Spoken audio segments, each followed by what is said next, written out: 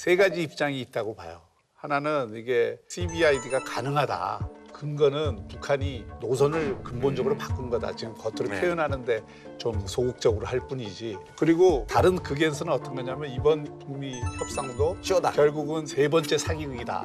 이렇게 보는 거예요. 그러니까 제네바 합의나 9.19 성명처럼 지금도 역시 비핵화한다 그러고 자기들 얻을 것만 얻고 핵무기 포기 안 할 거다 하는 게 이게 좀 강경 보수 쪽의 그 입장이잖아요. 홍준표 대표 뭐 이런 분들 있잖아요. 그래요. 근데 이제 중간 입장도 가능할 수 있다. 그렇죠. 이거예요. 그러니까 북한이 변할 수 있다는 것도 인정을 하고 CBID와 효과가 똑같은 수준의 핵 불능화와 그 절차를 북한이 준수를 한다는 것만 전제가 된다면 네네네. 이 변화에 대해서 긍정적으로 다뤄야 된다는 입장이 또 있을 수 근데 있는 저는 그 가운데 입장이 그렇게 되면 안 된다고 봐요.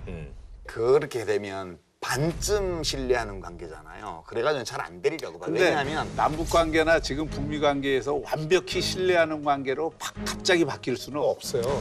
북한이 자신들이 원하는 제재는 해제가 되면서 미국은 ICBM은 일단은 없애는 실익은 얻었지만 이 과정에서 이제 경제적 부담은 한국 정부가 몰빵 쓰는 이런 어떤 구조가 될 수도 있다 이 말이죠. 그러니까 균형을 맞추는 일이 굉장히 중요하다는 거예요. 근데 그게 박 교수님 그 말씀은 북한이 약속을 위반하면 뒤에서 숨어서 못된 짓을 하면 우리가 불리해지는 것처럼 말씀하시는데 반대예요. 이게 우리가 6.25 때하고 한번 비교를 해봐요. 한국 전쟁은 재래식 무기로 싸웠어요. 중국 군대는 다 철수했어요. 미군은 철수 안 했어요. 왜 안 했냐 하면 중국은 국경을 대고 있기 때문에 개입하려면 바로 들어올 수 있는 방이야. 미군은 태평양 건너 있기 때문에 서로 간에 불신이 있는 조건에서는 미군이 다 나가버리면 우리한테 불리한 거예요. 그래서 한미동맹을 맺어서 여기 주둔을 계속 한 거잖아요. 유엔사로 남아있고 지금 정전협정 상태니까. 근데 핵무기는 어떠냐 하면요. 북한이 일부를 숨겨놓고 그렇게 해서 다시 핵무기를 개발하려면 시간이 많이 걸려요. 미국의 핵자산은요. 이틀이면 들어와요. 그러니까 이 약속이 깨지게 되면 어느 쪽이 불리하냐 하면 북한 쪽이 훨씬 불리해요. 그러니까 이제 그 말씀의 그래서 제가 제 전제는- 생각은 네, 이런 거예요.